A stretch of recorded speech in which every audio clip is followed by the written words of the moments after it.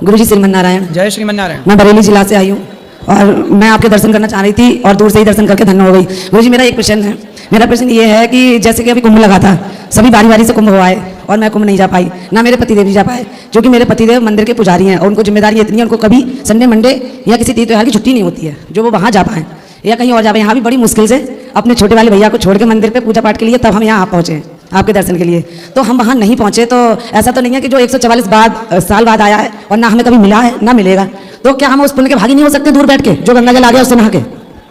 आपने देखो जो कुंभ नहीं गए तो कोई बात नहीं हमने कहा था उस समय कथाओं में, वहाँ की कथा में, कि जो नहीं आ पाए कोई बात नहीं, जो मानसिक रूप से गंगा स्नान कर लें, मन से चले जाएं नहीं जा पाए शारीरिक रूप से, या जो गंगा स्नान करके आए हैं, कुंभ स्नान करके आए हैं, उनका दर्शन भी कोई कर ले तो उनके दर्शन से भी उन्हें कुंभ स्नान का फल मिलेगा। जी गुरु जी, दर्शन करके जो लोग आए थे उनके तो हमने दर्शन भी किए और ठीक है, वहाँ का जल था उससे भी स्नान किया। और दूसरा प्रश्न गुरु जी ये है, छोटा सा ऐसे बच्चों वाला प्रश्न है लेकिन पूछ ले रही हूँ, आपके आगे हो तो जैसे कि अयोध्या के लिए श्री अयोध्या नहीं कहते हैं और लंका के लिए जिसमें रावण रहता था और उसे पापी कहा जाता था ब्राह्मण, हम भी ब्राह्मण हैं, हम आलोचना नहीं कर रहे हैं ना हम बुरा कह रहे हैं, बस इतना कह रहे हैं जब वो बुरा था तो वहाँ के लिए श्रीलंका कहते हैं और जो अयोध्या में श्री राम भगवान रहते थे तो वहाँ के लिए श्री अयोध्या क्यों नहीं कहते हैं?